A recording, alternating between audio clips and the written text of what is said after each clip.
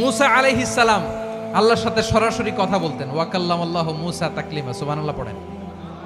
আওয়াজ তুলে সবাই বলেন সুবহানাল্লাহ। এখন বনি ইসরাইল হচ্ছে পৃথিবীর সবচেয়ে গোয়ার জাতি। তারা বলে, মুসা তুমি যে আল্লাহর সাথে কথা বলো আমরা তো দেখি না, তুমি যে কথা বলো আমরা তো শুনি না, তো কি করতে হবে? বনি ইসরাইল বলে, আমাদের মধ্য থেকে 70 জন নিয়ে যাইতে হবে তুর পাহাড়ে। ওরা আয়েশা যদি কয় হয় আমরা শুনছি, তাহলে বিশ্বাস করব। কত বড় ডাকাত দেখছেন বনি ইসরাইল। এদের চেয়ে গোয়ার জাতি নাই। এত গোয়ার তুমি করেছো মুসা আলাইহিস সালামের সাথে। তুমি যে আল্লাহর সাথে কথা বলে আমরা তো দেখি, কি করব? 70 জন আমাদের বন্ধু বান্ধব যে যদি দেখে তারা বললে ওকে আস, 70 জন আস। 70 জন নিয়ে গেল। মুসা আলাইহিস সালাম হারুন আলাইহিস সালামকে খেলাফা দিয়ে গেলেন, আল্লাহ ওনাকে নবী বানালেন। মুসা আলাইহিস সালাম বললেন, হারুন খবরদার, বনি ইসরাইলের মধ্যে তাওহীদের বাণী